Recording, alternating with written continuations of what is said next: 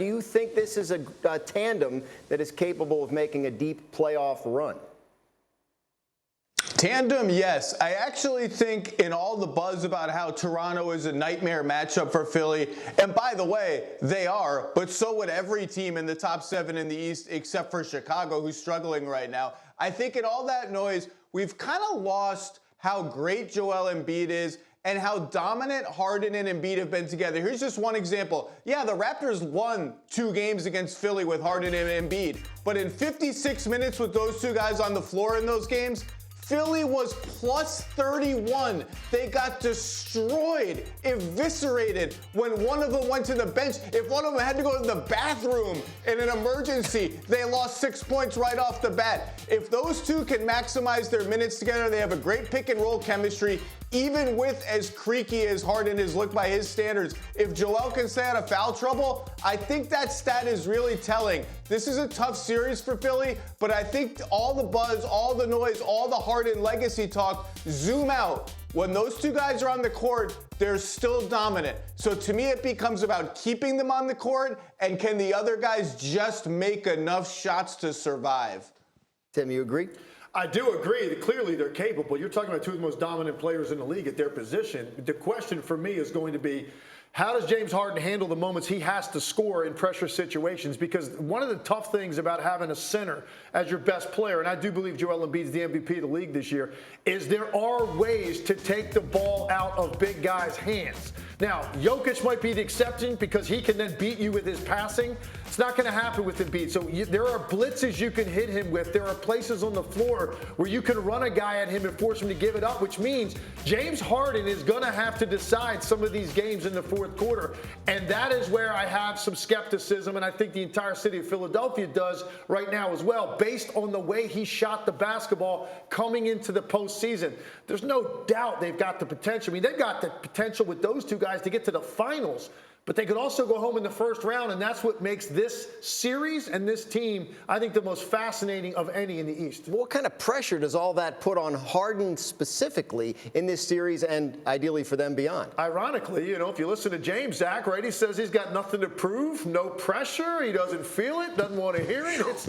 It's laughable, really. I mean, that's for public consumption, but I know internally he feels the pressure, and in this market, come on. It's nothing like he's ever experienced in his life. Anything he's gone through in terms of a playoff failure or a bad moment will compare to what James Harden will experience in terms of scrutiny from the fans and from the media if this series doesn't go well and people feel it's because of him as the reason that they don't move on because of the way he plays. So the level of pressure is exponentially greater playing in this market, waiting on a championship for 40 years in a city that loves basketball this much. Yeah, and a city whose sports fans are not exactly known for their patience and understanding when things don't go well. Zach, what do you think about the pressure on Harden right now?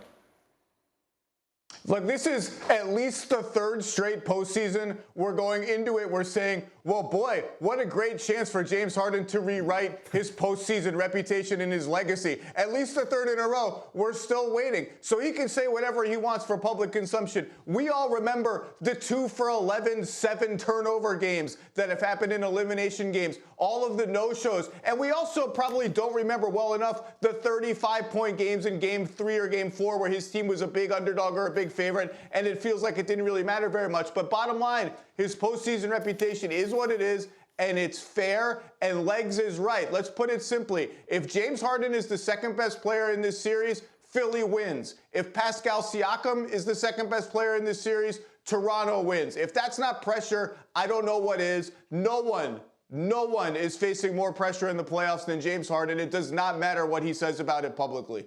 And that's the big story, obviously, in this series. But not to be underestimated is the Matisse Thybulle story. The Sixers, he's not going to be able to play in the games in Toronto because he's not fully vaccinated. What kind of effect could that have on the series? Huge factor, and I think it puts more pressure on Philly to get these first 2 at home. A split, to me, is not good enough when you then have to go on the road. A split will feel like a tremendous weight's been lifted for Toronto to then go up there and not have to face Thybulle. Here's why Thybulle's so important. Look, if he makes a 3 or 2 in a game, that's just gravy. What this guy does does better than any player in the NBA is he takes on the responsibility of saying, hey, go suffocate this particular player. Whoever you want it to be, a point guard, a 2, or a 3, he can then go drape that guy.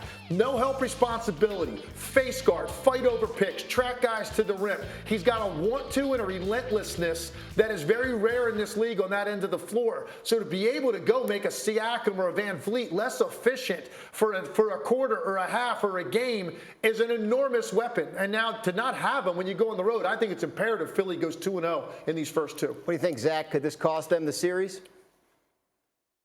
I don't think it costs them the series, but it is interesting. You know, the way Toronto plays offense, they say, hey, we got a bunch of 6'8", 6'8", 9 dudes who can score in the post, can score in isolation. Where's your weakest defender? We're going to find him. Well, without Thibault, they got more places to look for that weakest defender, more small guys to pick on. On the other hand, I do think it will help Philly's offense to just have more shooting on the floor, but it's always the trickle-down effect, right? Sometimes it's not so much about the guy you're missing as about the guys that have to replace him. And all of a sudden, you're counting on guys like Shake Milton and Furkan Korkmaz, guys who have been out of the rotation for small portions of this season at least. That's kind of nervy. So I do think it matters, and I agree with Legs. There's always one series where you're like, boy, that home team better get the first 2 games. This is that series.